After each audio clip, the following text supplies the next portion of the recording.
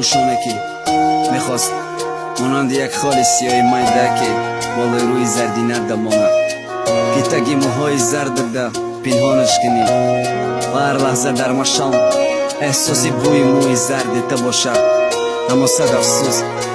حتی لحظه به تو نزدیک نبود مثل عشق روی میجد.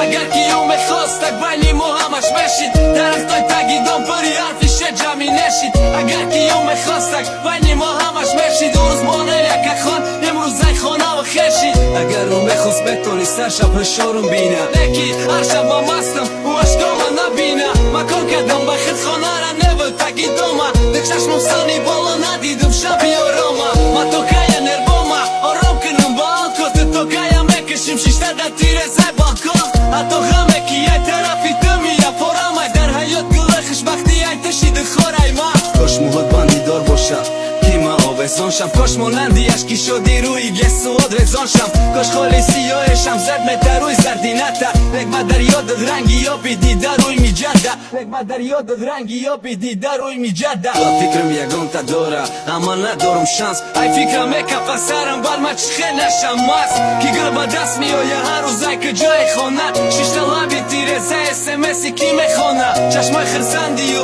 لبای پر تبسمش من نگاه مکنده نمیتونم آخی ای سنش گاه پشتی دام ده سری رشه میگیرم استه میگو میگیرم تا او میگه ده فکرم نسته توی شوکنی زندگی ما حالی میخونم میگه مرا دوست ندارم تره چو اکم دانم بر من چخه مست نشم که مرا اکم میگه که ما عاشقی موی زرچه ما یا چه دل میداره اگر که یوم خواست تک بینی ما همش بشید درختای تگیدان پری حرفش جمعی نشید. اگر که یوم خواست تک بینی ما همش بشید روز بانه یک خان امروز زی خانه و خشید. اگر رو میخواست بتونی سر شب هشارم بینه نکی هر شب ما مستم و اشکام نبینه مکان کردم به خود خانه را نبود تگیدامه ده چشمم سانی بالا ندیدم شبی آرامه ما تو کیا نربامه آرام کنم با آنکو تو کیا میکشیم شیشته در تیره زی بالکن حتی غمه که یه طرفی تو میره پرامه در حیات گله خوشبختی ای تشید خورای ما. کاش موهات بندی دار باشه